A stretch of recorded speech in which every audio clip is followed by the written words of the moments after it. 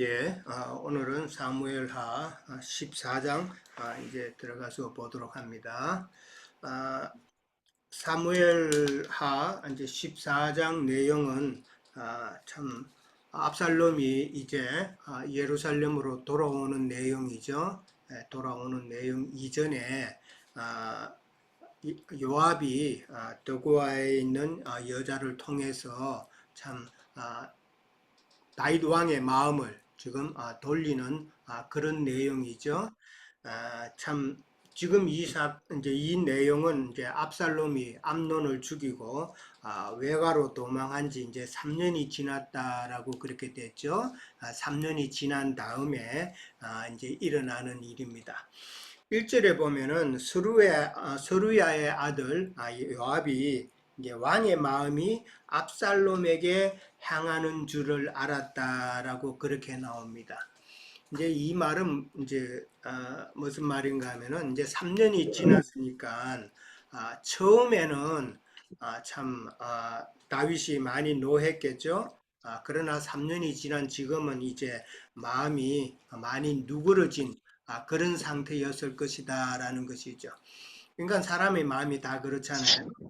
그러면서 이제 이제 3년이 지나다 보니까 이제 자기 아들 압살롬을 갖다가 이제 보고픈 그런 마음도 생겼을 거고, 그 다음에 그래도 죄인인데 이 일을 어떻게 처리할까 하는 그런 고민도 있었을 거고, 그 다음에 걱정하는 마음도 있었을 거고, 그리고 이제 어떻게 하면은 또 예루살렘으로 돌아올 수 있는 돌아오게 하는 방법이 있을까, 그렇게 생각도 했을 것이고, 그 다음에 이제 백성들과 신하들의 그 눈치를 보는 그런 아주 복잡한 그런 마음이었다라고 우리가 생각해 볼 수가 있겠죠. 이제 이런 왕의 마음을 요압은 알았다라는 것이죠. 그래서 이제 압살롬을 다시 본국으로 예루살렘으로 돌아오게 하고, 그 다음에 그 죄를 사명케 하기 위해서 지금 계략을 짜서 지금 실행하고 있는 그런 내용이다라는 것이죠. 이제 요압은 우리가 잘 알잖아요. 요압이 이런 참 계략을 가지고 꾸미는 것은 암논은 이제 장자인데 이미 이제 죽고 없죠. 그 다음에 이제 길르압 둘째는 왕권에 대해서는 전혀 언급이 없고 이제 관심도 없겠죠. 그런 다음에 이제 그 다음은 이제 압살롬이죠. 그 다음은 압살롬이니까 자신이 요압 자신이 참 다윗의 그 마음도 끌어주고, 그 다음에 압살롬도 다시 되돌아오게 하면은 참 정치적으로 자기가 그 화해의 주인공이 되면은 참 나중에 왕권이 또 넘어가더라도 자기는 오랫동안 정치적인 그런 권력을 누릴 수가 있을 거라는 그런 생각이겠죠. 그런 생각에서 지금 이 계획을 지금 실행하고 있다라고 보면 될 것 같습니다. 2절에 가면은 이제 드고아의 지혜로운 여인 하나가 있다 그랬습니다. 더고야에 있는 지혜로운, 근데 지혜롭다라는 이 지혜로움은 좀 쉽게 말하자면 오늘 내용 가운데서도 보면은 왕 앞에 가가지고 이 말이 거침이 없는 아주, 그러니까 처세술도 좋고 아주 이 말이 정말 잘 술술 나오는, 그 다음에 왕이 질문을 했을 때도 순간적인 그 기지를 발휘해서 또 좋은 말을 해낼 수 있는 참 그런 여인이다라는 것이죠. 뭐 저도 이 말은 잘 못하는데 보면은 정말 말 잘하는 사람들 보면은 어떤 면에서는 참 부럽더라고요. 세상 교계 목사님들 이게 설교하는 거 보면 정말 말을 잘하잖아요.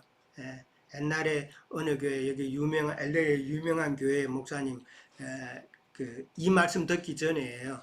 이 말씀 듣기 전에 가서 뭐 부흥회 설교를 들은 적이 있는데 어찌 그렇게 말을 잘하든지 정말 처음부터 끝까지 그냥 차분차분하게 귀에 쏙쏙 들어오도록 그렇게 아주 말을 잘하는 걸 제가 이제 듣고 기억에 아직도 남는데, 그만큼 말 잘하는 것도 이게 정말 참 복이다 싶은 생각이 들었습니다. 근데 너무 말을 또 잘하면은 그게 또 화근이 될 수도 있겠죠. 예, 너무 말 잘하면은 상대방의 마음을 그냥 딱 혹하도록 만들면은 이 사기꾼이 될 염려가 많죠. 예, 이 사기꾼이 될 염려가 많다라는 그 생각을 또 해봅니다. 저도 이 세상 살면서 보면은 이 사기꾼이라는 사람들은 정말 저도 싫어합니다. 너무 이게 예, 뭐 다 싫어하겠지만 그 많은 범죄 중에서도 사기치는 사람을 저는 아주 싫어합니다. 예. 자, 말이 동안 들어갔는데 요압의 지시로 이제 이 여인이 상복을 입었죠. 기름도 바르지 않고 죽은 자를 오랫동안 슬퍼하는 그런 여인처럼 하고 왕께 나갔다라고 그렇게 적혀 있습니다. 상복을 입었다라는 것은 이제 아들 잃은 그런 여자로 이제 분장을 했다라는 것이죠. 그러니까 죽은 자를 갖다가 오랫동안 슬퍼하는 여인, 이게 지금 이런 모습은 지금 다윗의 모습이죠, 사실은. 암논은 죽었고 압살롬은 지금 외가에 가가지고 오지도 못하는 그런 3년 동안 오지도 못한 그 오랜 기간이잖아요. 3년이라는 기간. 그러니까 그런 분장을 그렇게 한 것은 지금 다윗의 모습을 그대로 표현하고 있다라고 이제 보면 되겠죠. 이제 3절에 가면은 이제 이 여인이 왕에게 들어갈 때에 요압이 무슨 말을 할 것인가를 갖다가 다 지시했다라고 이제 그렇게 나오죠. 그러니까 이것은 이제 요압을 이제 하나님께서 이용하고 계신다라는 것을 우리는 또 생각해 볼 수 있죠. 참 그 요압이 그 할 말이라는 그 말은 사실은 실제가 아니잖아요. 거짓 설정이죠. 이야기. 다윗 왕 앞에 가서 거짓 설정으로 된 이야기를 하는 건데 참 이런 말을 이런 설정을 내용을 가지고 이렇게 말을 한다는 것도 어떻게 보면 이거는 참 인간의 지혜에서 나오는 것은 아니지 않나 하는 그런 생각을 해봅니다. 다윗 왕 앞에 가가지고 할 말을 이렇게 참 조리 있게 해서 결국은 다윗의 마음을 이렇게 설득한다는 것은 보통 그런 지혜가 아니죠. 요압의 이런 계획은 압살롬을 지금 자기 이스라엘 나라로 귀국시키지 못하고 주저하고 있는 다윗의 마음을 이제 좀 바꾸려고 하는 그런 노력이죠. 자, 4절에서 5절에 가면은 도구와 여인이 이제 왕 앞에 나갑니다. 왕 앞에 나가서 왕께 도움을 구하고 자신은 남편이 없는 뭐, 진정으로 가부라고 그렇게 표현이 되어 있죠. 참 가부라는 것이죠. 참 가부라고 그렇게 이야기를 하면서 들어갑니다. 이 가부라는 말을 갖다가 이제 하도록 했는데 이 참 그냥 억울한 일을 당한 사람이라는 것보다도 이제 남편도 없고 그다음에 아들도 지금 아들 둘이 있는데 아들이 하나 죽은 그런 참 비참한 모습의 가부라는 이 설정은 참 지혜롭죠. 참 다윗도 가부를 함부로 하지 않는 그런 성품이기 때문에 다윗의 마음을 참 움직일 수 있는 그런 좋은 설정이었다라고 생각을 해봅니다. 6절, 7절에 가면은 그 이제 가부가 하소연하는 내용이 나오죠. 아들 둘이 있는데 서로가 이제 들판에서 싸우다가 참 들판에서 아무도 없는 데서 싸우다 보면은 자기 성질껏 싸우겠죠. 그런데 말리는 사람이 없으니까 그냥 한 아이가 또 다른 한 아이를 죽였다라고 그렇게 이야기를 합니다. 그러니까 죽이니까 온 족속이라고 나와 있는데 사실은 친척이죠. 친척이 자신에게 그 여인에게 지금 와서 동생 죽인 자를 내놓아라라고 그렇게 지금 이야기 괴롭힌다라는 것이죠. 그러면서 하는 말이 상속자 될 것까지 끊겠다라는 그런 말을 한다는 것이죠. 그러면서 숯불을 꺼서 네 남편의 이름과 그 씨를 없애겠다라는 그런 말을 합니다. 이 숯불을 끈다는 것은 숯불은 우리가 아는 대로 불씨죠. 불씨인데 그 가문의 숯불, 불씨는 가문을 이을 남은 아들을 이야기하는 건데 그 아들을 죽이겠다라는 것이죠. 그 다음에 이제 상속자 되는 것까지 이제 못하도록 그렇게 하겠다라는 말은 상속자가 죽으면은 그 재산은 친족들이 나누어 가지는 것이 되잖아요. 참 그런 악의적인 모습도 있을 수가 있겠다라는 것이죠. 그러니까 이렇게 주장하는 근거는 우리가 잘 아는 고엘제도 때문에 그렇죠. 예, 뭐 민수기 35장 19절에도 나오잖아요. 거기 보면은 자기 친족이나 누가 억울한 일을 당하면은 다른 사람들이 그거를 대신 갚아주고 뭐 어떤 그 물건을 도둑질 피해를 봤으면은 다른 친족이 다시 그것을 또 처리해주고 그 다음에 누가 죽었으면은 그 죽인 자를 피해 보수자라 그러죠. 그것을 갚는 그 제도가 고엘 제도잖아요. 그에 근거해서 지금 그렇게 한다라는 것이죠. 그렇지만은 고엘 제도도 있지만은 우리가 잘 아는 대로 계대 상속법도 있잖아요. 그러니까 유다와 함께했던 그 다말도 그렇고 그 다음에 룻도 계대 상속에 의해서 계속 이어져 간 그런 내용이 있죠. 그게 신명기에 나오잖아요. 그러니까 계대 상속법과 그 다음에 고엘 제도 사이에서 이제 어느 것을 택할 것인가에 따라서 이제 여인의 그 원한이 이제 어떻게 해결될 것인가라는 것이죠. 그러니까 덕우와 여인은 친족들의 그 고엘 제도와 그 다음에 후사 상속을 이어나가는 그 법 사이에서 왕에게 후사 상속 쪽으로 좀 비중을 둬서 해결을 해달라고 요청하는 그런 내용이 지금 되는 것이죠.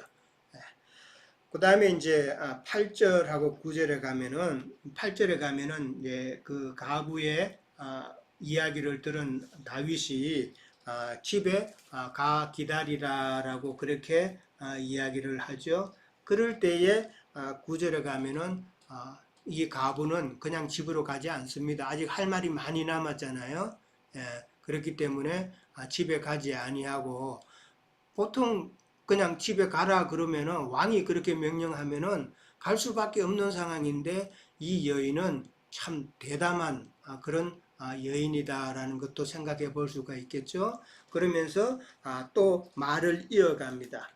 그러면서 9절에 가면은 덕우와 여인이 왕께 아뢰되 내 주 왕이여 그 죄는 나와 내 아버지의 집으로 돌릴 것이니 왕과 왕이는 허물이 없으리다 라고 그러면서 그 죄라는 말이 나옵니다. 이 그 죄는 무슨 죄냐면은 고엘 제도를 어기는 죄가 됩니다. 계대 상속법을 갖다가 그 무기를 둬서 아들을 살리는 것이 되면은 또 한쪽으로는 고엘 제도가 지금 어기는 것이 되죠. 그러니까 고엘 제도를 어기는 그 죄는 나와 내 아버지의 집으로 돌릴 것이다 라고 그렇게 말하는 것이죠. 그러면서 자신의 건족과 자신이 그에 대해서는 책임을 질 것이다 라는 것이죠. 그러면서 왕과 왕이에게는 이제 허물이 없다라고 그렇게 이야기를 합니다. 그러니까 원수 갚는 일보다도 후사 상속을 우선시해서 왕명을 그렇게 내려달라라고 간청하는 내용이죠.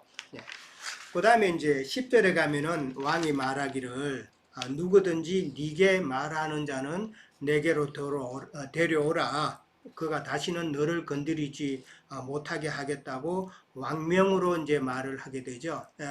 일단은 1단계는 지금 이 여인이 간청은 지금 성공한 셈이죠. 왕명으로 그렇게 말을 했습니다.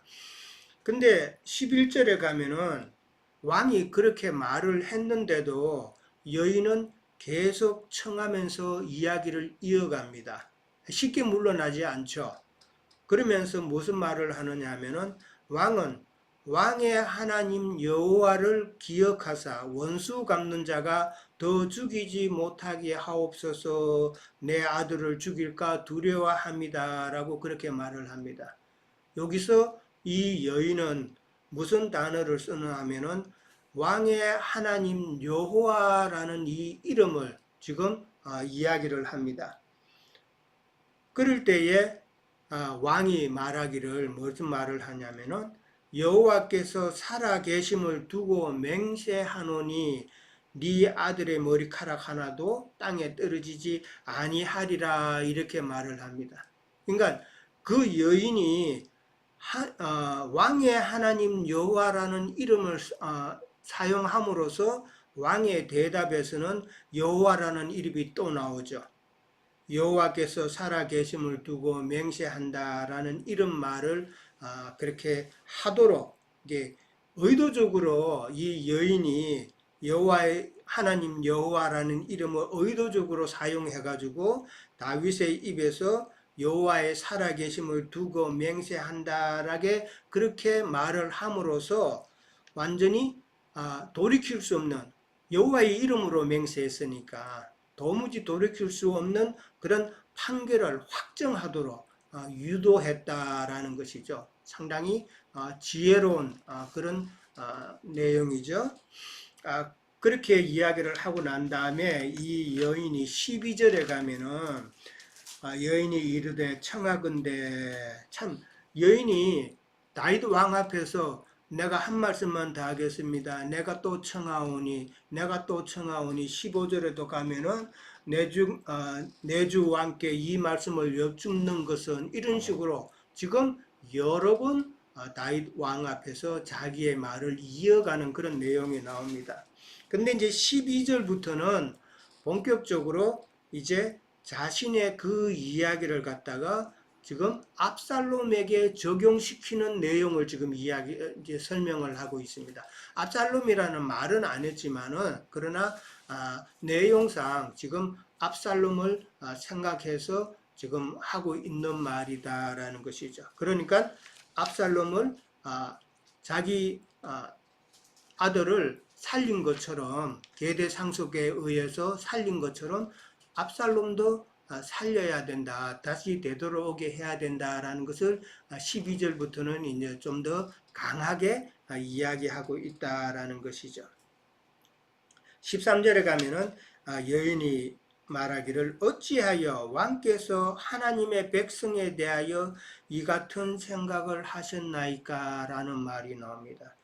이 어찌하여라는 말은 왕이 지금 말이나 행동에 조금 문제가 있다라는 말이죠. 그 말은 여인의 그 아들은 지금 구제하면서 압살롬을 갖다가 왜 구제하지는 못하느냐라는 이 말이죠, 지금. 그래서 어찌하여라는 표현을 썼습니다. 그러니까 하나님의 백성에 대하여 이 같은 생각을 하셨습니까? 그러니까 하나님의 백성에 대하여라는 말인데 이 대하여라는 말은 이 거슬려라는 그런 의미입니다. 이스라엘 백성들의 생각을 거슬려서라는 그런 말이죠. 이런 생각은 그러면 뭐냐면은 데려오지 못하는 것. 지금 데려오지 못하고 있는 상황을 갖다가 지금 이야기하고 있다라는 것이죠. 그러니까 백성들의 그 생각을 지금 이 여인은 다윗 왕 앞에 이제 이야기를 또 하죠. 사실 암논과 압살롬을 두고 본다면은 백성들의 그 생각은 암논보다는 압살롬이 더 인기가 있을 것 같다라는 것이죠. 예, 왜냐하면은 암논은 하지 못할 짓을 했잖아요. 예, 그 압살롬의 누이를 갖다가 범죄했어. 그렇게 나쁜 짓을 했지만은 압살롬은 자기 누이를 범죄한 암논을 죽인 법으로 죄로 보면은 죽인 죄가 더 크지만은 그러나 요즘 현대도 그런 것이 있잖아요. 만약에 아버지가 자기 딸을 갖다가 강간했던 그 남자를 찾아가서 죽였다 그러면은 여론이 그렇게 차갑지만은 않잖아요. 물론 죄는 지었죠. 그거와 마찬가지 정서가 아니었을까라고 생각을 해볼 수가 있습니다. 그러니까 압살롬을 그래도 불쌍히 여기는 백성들의 그런 정서가 있었다라는 것이죠. 이 말씀을 하심으로 왕께서 죄 있는 사람같이 되심은 그 내쫓긴 자를 왕께서 돌아오게 하지 아니합니다라고 그렇게 말을 합니다. 이 말씀을 하심이라는 그 말은 다윗의 그 맹세죠. 여호와의 이름을 두고 맹세한 그 왕의 판결이죠. 왕의 판결을 하심으로 결국은 왕은 죄 있는 사람같이 되었다. 왜? 고엘 제도를 범했기 때문에 라는 그런 이야기죠. 그 내쫓긴 자를 왕께서 돌아오게 하지 아니한다라는 이 말을 함으로써 왕의 판결과는 다르게 압살롬을 데려오지 않음으로 인해서 죄 있는 자와 같이 되었다라는 그런 의미입니다. 그러니까 다윗 자신은 여인에게는 판결을 그렇게 내려줬지만은 정작 왕 자신은 원수 갚는 일에 지금 묶여 있어 가지고 후사 문제를 지금 제대로 처리하지 못하고 있다라는 그런 내용이죠. 다윗의 그 맹세는 결국은 그 여인의 아들은 아무도 손대지 못한다는 그런 표가 되는 것이죠. 마침 가인에게 하나님께서 표를 주셨던 것처럼 가인을 아무도 해하지 못하도록 하는 그 표를 주셨던 것과 똑같은 이치다라는 것이죠. 우리가 잘 알듯이 가인의 그 표는 하나님의 말씀이고 그 다음에 구원의 표죠. 그러니까 그 말씀을 갖다가 그 표를 갖다가 어떻게 적용하느냐에 따라서 참 그 영혼은 살고 죽는다라는 그런 내용이죠. 그러나 가인은 회개하지 않았다라는 것을 우리는 잘 압니다. 그 다음에 이제 14절에 가면은 우리는 필경 죽으리니 땅에 쏟아진 물을 다시 담지 못함 같은 다시 담지 못한다라고 그렇게 말을 했는데 이 말은 땅에 떨어진 물은 뭐 다시 담지는 못하죠. 그러니까 죽었는데 다시 살리지는 못한다는 이 말이죠. 이 말은 이제 암노는 이미 죽었다라는 그런 의미를 갖다가 지금 되새겨 주는 그런 말이죠. 그러면서 하나님은 생명을 빼앗지 아니하시고 방책을 베푸사 내쫓긴 자가 하나님께 버린 자가 되지 아니하게 하시나이다라는 이 말을 합니다. 하나님의 은혜를 지금 이야기하고 있죠. 이 말은 다윗 자신도 죽어야 할 범죄인이잖아요. 자기도 죽어야 할 범죄인이었으나 하나님의 은혜로 참 왕권을 유지한 것처럼 이제 압살롬도 불쌍히 여겨서 용서하라라는 그런 의미죠. 하나님께서는 범죄한 이스라엘 백성을 갖다가 참 심판을 하실 때에 외국으로 참 노예가 돼서 추방하시는 그런 일들이 성경에는 많이 있었죠. 그러나 때가 되면은 하나님께서 은혜를 베풀어서 다시 본국으로 돌아와서 자기 기업을 잇도록 하셨다라는 것이죠. 그거와 마찬가지로 지금 압살롬을 그렇게 돌아오게 해서 왕의 후사를 이어가도록 해야 되지 않겠느냐라는 그런 설명입니다. 근데 이런 내용은 한편으로 보면 또 맞는 이야기지만은 그러나 이 여인은 하나 놓치는 게 있죠. 다윗은 범죄를 하였지만은 그러나 철저한 해결을 하였죠. 침상이 썩기까지 철저한 해결을 하였지만은 그러나 압살롬은 해결한 기록이 없다라는 것이죠. 요 차이를 이 여인은 참 깨닫지 못했다. 하나님의 공의를 무시하고 하나님의 자비나 하나님의 은혜나 하나님의 축복만 이야기할 수는 없다라는 것이죠. 오늘날 세상 교계에 보면은 하나님의 공의에 대해서 잘못한 것에 대해서 신앙생활을 하고 있는 것에 대해서 지적은 하지 않고 그냥 예배당에 와서 예배하면 하나님의 복 받으십시오, 하나님의 은혜 받으십시오, 뭐 이런 식으로 이야기한다는 것이죠. 이거는 조금 뭔가 지금 이 여인이 놓친 것처럼 뭔가 잘못됐다라는 것이죠. 예. 그런 것도 우리가 생각을 해봐야 된다. 그런 세상 좋은 것만 이야기하고 그렇게 가면은 참 안 되는 것이죠. 자, 15절하고 16절에 가면은 이 여인이 이제 좀 더 강하게 압살롬에 대해서 용서와 은혜 베풀기를 간청하는 그런 내용들이 나옵니다. 15절에 보면은 내가 와서 내 주 왕께 이 말씀을 여쭙는 것은 백성들이 나를 두렵게 함으로라고 그렇게 나옵니다. 지금 이미 왕명으로 하나님께서 다윗이 하나님의 이름을 걸고 맹세하면서 여인의 아들은 건드리지 못한다라고 이미 판결은 했습니다. 판결을 했는데 이 여인이 지금 15절에서 말하는 것은 백성들이 나를 두렵게 함으로라고 이런 식으로 또 말하는 것은 이 백성이 나를 두렵게 한다는 말은 압살롬에 대한 이스라엘 백성들의 용서해야 된다는 그 정서가 지금 이 여인을 지금 참 두렵게 한다. 좀 그런 의미로 저는 생각을 해봤습니다.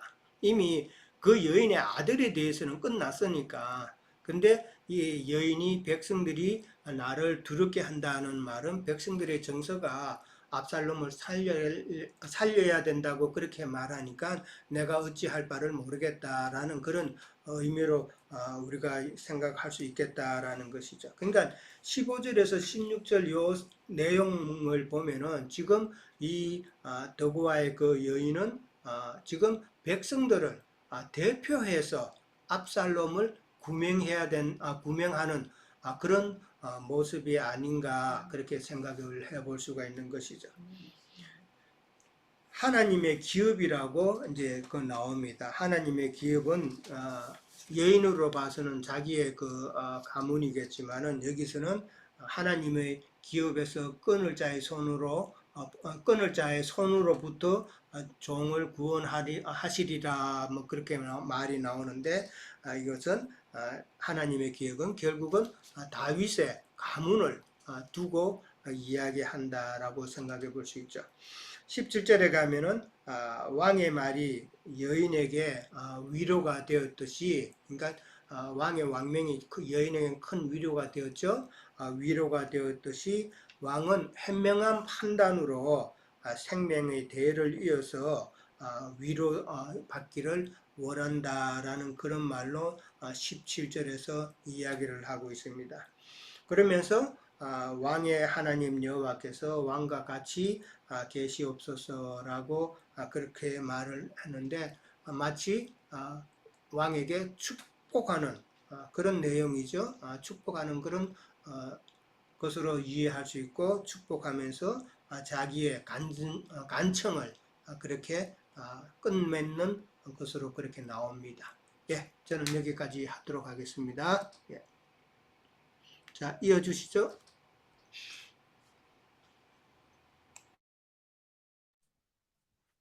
네, 형제님 이거를 들으면서 우리가 성경 14장에서 얘기하는 말을 더 분명하고 확실하게 이해할 수 있을 것 같습니다. 저도 이번에 이어지는 이 다윗과 요압의 이 관계를 요압이 이 여인을 통해서 이렇게 말을 줬다 하는데 요압은 참 책사지요. 책사. 이렇게 그 여인을 통해서 이런 상황을 이렇게 이어나가는 거 보면은 뭐 싸움도 잘한다고 그렇게 이제 유명한데 이렇게 이런 책략을 이렇게 꾸미는 거 보면 그 어쨌든 그 여러 가지로 지혜가 아주 출중한 자 같습니다.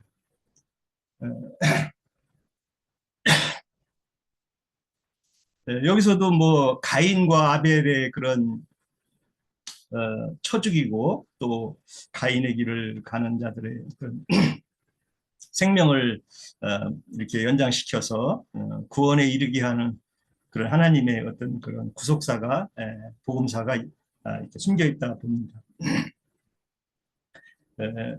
우리들은 뭐 겉사람은 다 가인의 길을 가는 것이고 또 주님의 은혜를 입은 자가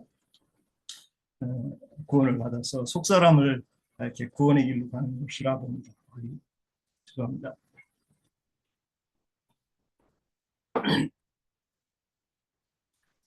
그래서 우리 형제님 뭐 설명을 통해서 잘 이해를 하고 있으리라 보는데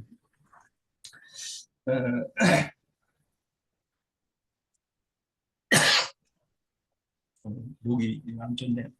그래서 압살롬은 사실 이제 다윗의 아들인데 아들을 이렇게 보면서 다윗은 후사를 많이 생각했어. 육신에 이렇게 후사를 많이 염두에 두고 암논이 죽고 우리 형제님 친 것처럼 이제 압살롬이 대를 이어서 왕권을 물려줘야 되겠다 하는 그런 의식이 이제 숨겨져 있는 것 같아요. 그래서 그 왕의 아들이라는 개념은 이제 복음서에서 보면은 다윗이 그 디모데와 도마를 참 아들이라고 그랬죠. 그래서 그 압살롬을 보면서 다윗이 그 육신의 아들을 이렇게 대표한다 이렇게 보고 어떤 그 가인의 길의 어떤 그 아들들을 얻는 그런 모습이 연상이 되고 결국은 압살롬도 또 아도니아도 이렇게 사람의 그 후사를로 그 왕권을 탈취하려고 하는 그런 반역의 그런 아들들로 이렇게 나오는데 우리가 그 신앙생활에서도 후사를 두는 문제가 성경에서는 이제 씨라고 그러죠. 아브라함도 이삭을 씨로 이렇게 후사를 두고 이렇게 하는데 그런 그 생명의 복음을 대를 잇는 문제가 굉장히 중요하다 이렇게 봅니다. 그래서 다윗은 자기 후사인 압살롬을 그렇게 걱정하고 또 암논도 이제 죽고 또 이렇게 대를 볼 때 압살롬을 늘 그리워했을 것을 요압은 잘 파악해서 이렇게 압살롬을 회복시키고 또 궁극적으로는 어떤 왕권을 누리게 하는 그런 말미를 주게 된다고 봅니다. 그래서 저는 뭐 여기서 우리가 한번 말씀을 찾아볼 것은 저는 그 바울의 그 참아들에 대한 내용을 한번 보고 싶습니다. 디모데전서 1장입니다.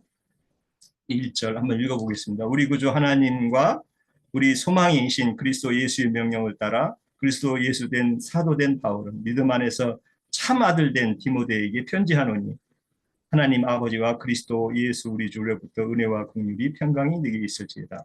여기서 보면 참 아들이라고 이렇게 바울이 디모데에 대해서 증거하고 디도서도 보면은 참 아들이라고 이렇게 디도를 증거하고 있습니다.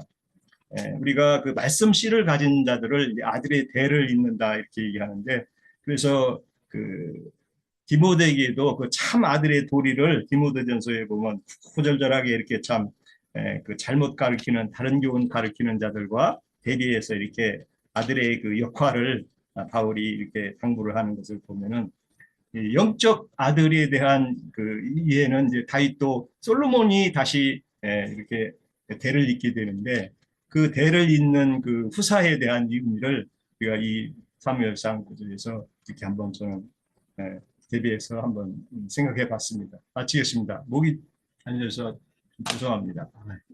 예, 예, 또 이어주시죠. 네, 오늘 그 말씀, 기록 말씀은 좀 재미있는 것 같아요. 저는 이제 우선은 이렇게 악한 일이 벌어지는 데는 항상 그 악한 사람들이 이렇게 뒤에 배후에 있다라는 거예요. 그래서 이제 죄라는 것은 죄의 어떤 인격이다라는 말이 이제 좀 오늘 실감나는데 이제 암놈이 다말을 범할 때는 요나답이 깨를 내 가지고 이렇게 이제 그렇게 그 간음을 하게끔 하는 어떤 그런 게 있었고, 오늘은 이제 이 압살롬에게 뭔가 이렇게 정치적인 그런 것들이 이렇게 흘러갈 것 같다라는 판단을 한 그 요압이 이제 여인을 앞세워서 이제 그 어떤 깨를 이렇게 돌아올 수 있는 깨를 내는 어떤 그런 모습을 볼 수가 있어요. 그래서 그런 것들을 보면 이제 여기서 보면 여인이 이제 거짓 선지자라고 볼 수 있을 것 같아요. 그런데 그 거짓 선지자 뒤에 암놈이나 요나답이라 같은 그런 어떤 악의 근원이 이렇게 자리 잡고 있는 걸 우리가 알 수가 있는데, 그런데 여기 이제 우리가 잘 살펴볼 게 있는데, 이 여인이 하는 말들은 다 복음적인 내용이에요. 여인이 이렇게 왕에게 고하는 말은 다 복음적인 내용이에요. 그러니까 이 복음을 가지고 악한 깨를 내는 어떤 그런 걸로도 갈 수가 있고, 복음을 복음되게 할 수도 있다라는 것을 우리가 오늘 이 말씀을 통해서 볼 수 있겠다라는 생각이 든단 말이죠. 그래서 저는 이제 사실 오늘날은 그 13장 그 후반부를 하는 걸로 보고 이제 뭐 말씀 조금 정리를 했었는데, 전체적으로 보면 이제 이 악한 세상에서 이런 어떤 법이 번성을 하고 복음이 번성하기가 어렵다라는 여건을 이제 또 한번 보게 돼요. 지금 이 앞으로도 이제 계속되는 어떤 그런 범죄가 이렇게 일어나는데, 이게 간음의 사건이 살인 사건을 불렀거든요. 이 다윗에서부터 시작된 거죠. 그러면 이게 간음의 어떤 사건이 일어났을 때 그게 율법이 정상적인 어떤 그 기능이라면 다른 범죄가 오히려 막아져야 되는데, 이 간음하지 말으라는 거기 한 번 범함으로 인해 가지고 그것이 또 다시 다른 어떤 더 그거보다 중한 살인의 어떤 죄를 이렇게 불러오는 것이 우리 앞선 어떤 13장에서도 볼 수 있고 다윗을 통해서도 볼 수가 있어요. 그래서 이것이 이제 율법의 한계라는 것이죠. 결국에는 율법이 율법이 온전한 것이었다라면, 간음을 범한 것이 있었으면 그 다음에 어떤 그것으로 인해서 그 간음의 사건으로 인해서 파생되는 범죄가 안 일어나야 되는데 오히려 더 중한 죄를 이렇게 불러오는 걸 우리가 볼 수가 있어요. 그래서 이런 어떤 어, 율법의 어떤 분명한 한계와 복음이 이렇게 다른 어떤 악한 자에게 이렇게 붙들리면 이렇게 악한 걸로 이렇게 결말을 낼 수 있는 어떤 이런 걸로도 갈 수 있다. 그래서 오늘 우리가 이 여인의 어떤 말들이 그러면 우리가 이런 어떤 세상에서 이렇게 우리 귀에 들려오는 어떤 복음적인 어떤 이야기들이 그게 복음으로 끝맺음이 되지 않고 오히려 더 악한 것으로 이렇게 기결될 수 있는 걸로 얼마든지 갈 수 있다라는 것을 우리가 알고, 그 어떤 현재 우리의 어떤 음, 들려지는 어떤 그 말이 어떤 걸로 기결되어 가고 어떤 걸로 매집이 되어 가는가에 대해서 우리가 잘 이렇게 추적해 보고 예측해 보고, 그런 것이 우리가 순수하게 우리가 복음의 세계에 이렇게 우리가 잘 이렇게 거쳐 삼아서 이렇게 지킬 수 있다라는 것도 우리가 한번 알 수가 있을 것 같고요.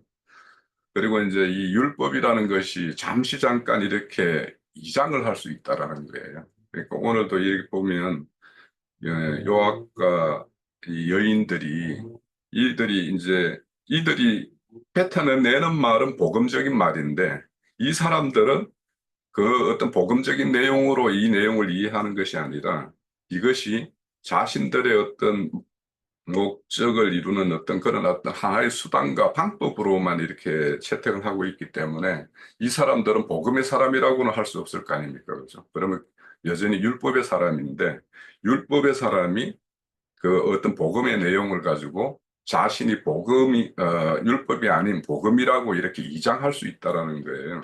그래서 우리의 어떤 복음이라는 것이 어떻게 누구에게 이렇게 들리면 사람을 살리는 일이 될 수 있지만 오히려 이것이 잘못된 거짓된 자에게 이렇게 붙들리면은 오히려 더 악한 더 큰 어떤 사악한 것을 이렇게 낼 수 있다라는 것을 우리가 알 수 있고 그리고 이제 여기 우리가 이제 앞으로 뭐 보겠지만 압살롬이 돌아온다라는 거. 그러니까 돌아오긴 돌아오죠. 결국에는 아버지 집으로 돌아와요, 다윗이. 그럼 돌아온다라는 것이 이 두 가지가 있을 수 있다라는 거예요. 아까 이제 유영재님도 말씀을 하셨는데 온전한 돌아옴은 회개하고 돌이켜서 돌아오는 것인데 이렇게 인간의 어떤 깨에 의해서 잠시 자신의 어떤 모든 것을 이렇게 목적을 위해서 이렇게 위장하고 이렇게 돌아오는 어떤 이런 모습이 있다라는 거죠. 그래서 우리의 회개 역시 하나님 앞에 온전한 어떤 돌이킴으로 해서 돌아온 것인가 아니면 잠시 잠깐 이렇게 뭔가 자기 목적을 위해서 이렇게 위장하고 있는 것인가 이런 것들도 우리가 생각해 볼 필요가 있다 이런 생각하며 예, 그런 생각을 하면서 말씀을 봤어요. 예. 예. 혹시 또 다른 부가적으로 하실 말씀 없으세요? 다른 분들? 예. 그러면은 이제 다음 주에는 마지막까지 그렇게 끝내도록 하겠습니다. 14장 마지막까지 그렇게 하도록 하고요. 그러면 더 이상 하실 말씀이 없으면 여기서 오늘 끝내도록 하겠습니다. 더운 여름 날씨 모두 건강하게 잘 지내세요. 예, 자, 들어가세요. 예.